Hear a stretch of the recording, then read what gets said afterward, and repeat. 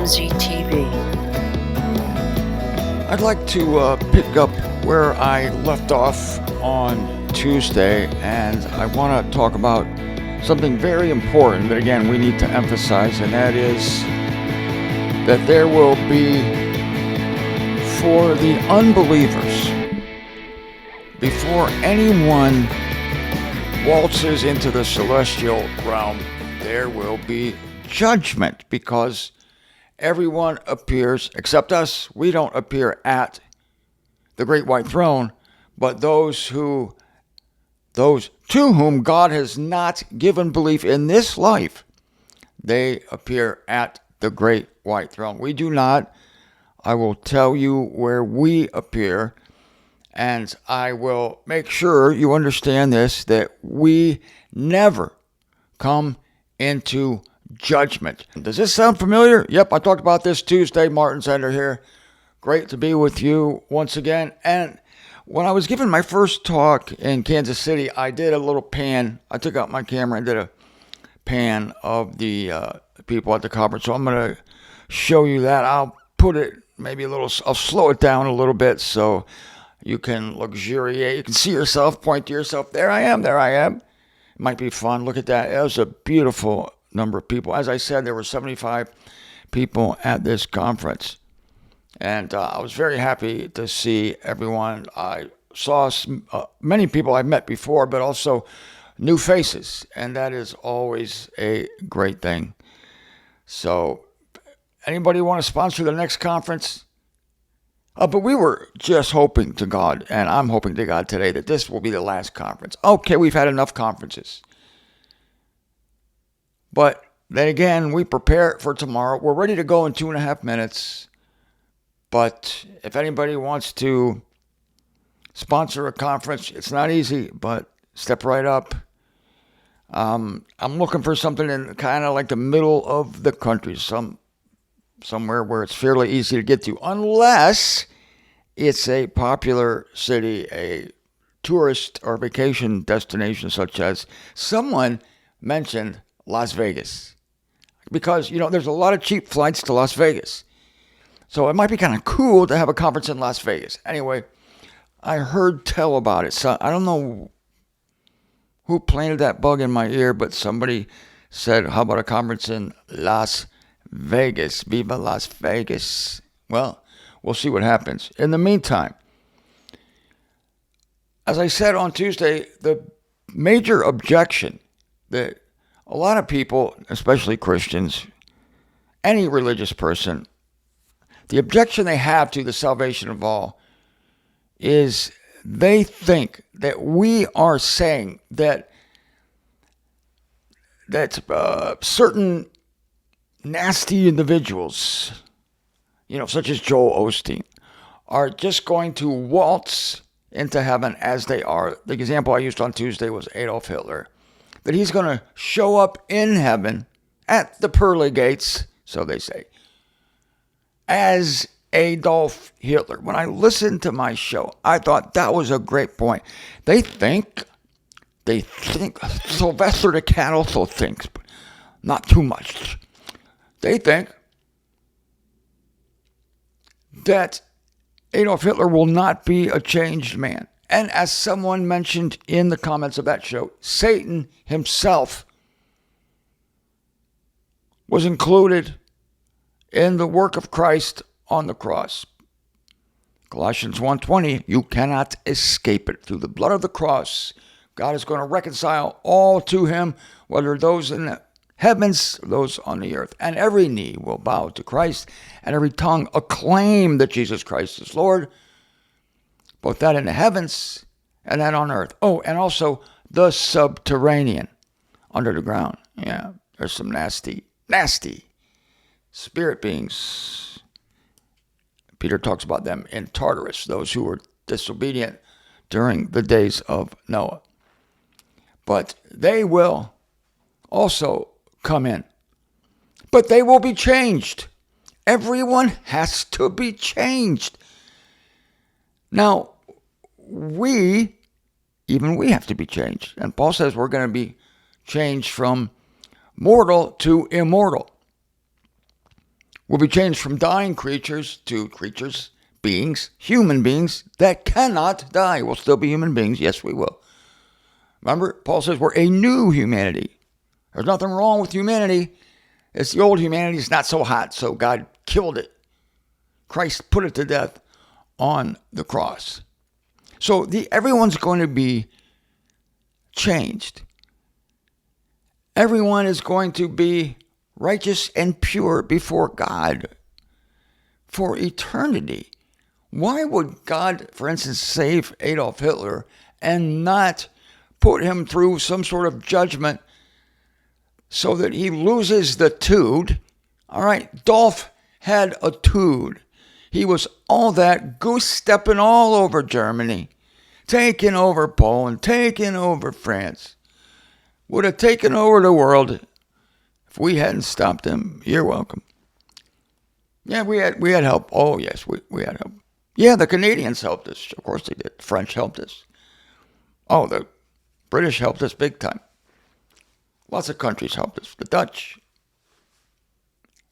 Didn't the Dutch help us? Yeah. So what a burden it would be if Adolf Hitler had to still be Adolf Hitler, only live for eternity with God. Like still fuming, still upset, still looking down on the earth and seeing all the Israel types, still not happy about that. What is this? They are running the world? Ach du Liebe. No. See, he's going to be happy and joyous that Israel will be running the world in righteousness. So when does this change take place? The confusion is, of course, that we say, and it's true, that sin was dealt the death blow at the cross. Sin as the power that disables humans, that disables the universe, that just fouls up the machinery of God's creation, but plays the necessary role of contrast, bringing us into a knowledge of good and evil so that we can enjoy good for eternity, but we can only do that by enduring evil for a relatively short period of time. So, of course, Dolph is not going to continue to be Dolph. He's going to be changed. When does that happen? At the great white throne. It's very important. I'm just double emphasizing this, and I'm going to tell you how we're also adjusted. But I want to hammer home the point that at the great white throne, the issue is not sin. Revelation chapter 20, at the great white throne judgment. That's the big judgment where all the dead who have not been believers, either in the Israel gospel or the body of Christ, they appear before God, and they are all judged according to their acts, according to what they did. So there's no chance anybody's going to be condemned for their sin. And there's a fine line between acts and sin. Sin is the thing that has hampered us. And again, I related it very closely to mortality because it is related closely to mortality. So sin's not the issue. And the Christians still think sin is the issue. This is where they're missing it big time.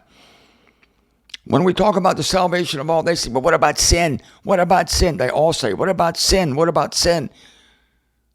You see, it's the wrong question. What they should ask is, what about works? What about works? If they knew how to read the scriptures, they would see that the old humanity was crucified with Christ. And that the entire human race went to the tomb with Christ. I'm not making that up. 2 Corinthians 5. Verse 14, for the love of Christ is constraining us, judging this, that if one died for the sake of all, consequently all died. The whole human race went into the tomb with Christ and stayed there. Christ came out without it. Sin's not the issue, Christians. What about sin? All they ever talk about. They're obsessed with sin. Sin, they think, is still going to stop people from being saved. No, that's over. That was done. But they're confused. They think the issue is still sin, but the issue is not. It is acts. It is behavior. We know Christians are obsessed with behavior. Behavior, behavior. And we act like that's not even going to be considered. That's our mistake. When we relate the truth of the salvation of all, we need to emphasize the judgment that all these people who are mean, nasty, terrible people, their sin was taken away also. Behold, the Lamb of God who takes away the sin of the believers. No, that's not what it says. John 1:29 takes away the sin of the world. And 1 John, 2 John, 3 John, read all three letters of John. Somewhere it says he died not only for our sin, but also the sin of the whole world. So sin's not the issue. But again, Hitler still got that evil-looking mustache, still got the, sharp part on his hair, slicked down, black. Ooh. His behavior has to change. And that is what the great white throne judgment is for unbelievers. It adjusts their behavior. No one's cursing them, God or Christ. Neither God nor Christ are cursing them for being sinners. You sinners, Christians, that's all they care about. Sinners, you're sinners, you're sinners, you're sinners. Wow. Jesus Christ took away the sin of the world. What they should be saying is, you disobedient people, you malcontents, I already said misbehaving, right? It's all about the acts, adjusting that. And the hammer's going to come down on many, many terrible, awful people at the great white throne. And again, we need to emphasize this. It helps. People can learn to swallow the truth of the salvation of all as long as they know that there is judgment. Now, for believers, we do not come into judgment, but we also have done bad things. But we've also done good things. Now, let me read to you a passage from 2 Corinthians 5:10. I was in 2 Corinthians 5 yesterday. Just quoted a passage from it half a minute ago. Now I'm on verse 10. For all of us must be manifested in front of the dais of Christ. The King James mistranslates this as a judgment seat of Christ. Judgment seat? This is not the word for judgment. Krino is the word for judgment. This is the word bema. It's a Greek word that means a raised platform, translated by the Concordant version in 2 Corinthians 5:10 and elsewhere as dais, the dais of Christ. Will it be a literal platform? I don't know. I don't know why it couldn't be. What's the purpose of this dais of Christ? That each should be wait, I got to say this. I have to say it. If I'm telling you that unbelievers are not judged for their sin, see, because I know some of you are still worried about your sin. And you think that this bema, this dais of Christ, you're scared to death of it because you think that it's about leftover sin. No, Christ took care. If I'm telling you Christ took care of the sin of the unbelievers, how much more did he take care of our sin? We're the first to receive the great information. We're the first to feel the deliverance. And that weight, that bondage is never coming back. But people get nervous when they see, oh my God, we're going to be manifested in front of the dais of Christ. Here's why. That each should be requited for that which he puts into practice through the body, whether good or bad. Okay, there it is. Puts into practice. Again, these are acts. These are things that you do. And a requital, I know you don't hear that word very often. Requital, comiso, in the Concordant version, it means something given in return. So, as believers, we do good things and bad things. For the good things, we're going to receive awards, wreaths, commendations. Everyone, Paul says in another place, will receive applause from God. What about the bad things? They will be taken away. There's no judgment concerning the bad things. They're just brushed away with a breath of kindness from our Lord. Paul says in another place where he's talking about the dais of Christ, each one's work will be tested by fire. It's not literal fire, because Paul compares each one's work to wood, hay, or stubble, or like grass, and compares that to good works like gold, silver, precious stones. So he's comparing works to objects that are either flammable or not flammable. Therefore, the flame of that passage, I'll put the verse down here. It's not coming to me right now. The fire is figurative.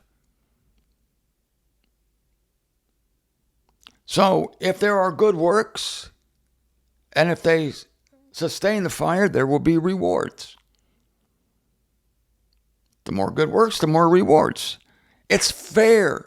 See, because people can accuse God of not being fair. If God saves everyone, it's not fair. How can he save the Apostle Paul and Adolf Hitler? This is the whole point right here. How can he save the Apostle Paul and Adolf Hitler? People trip at that because we're saying that they're both saved, right?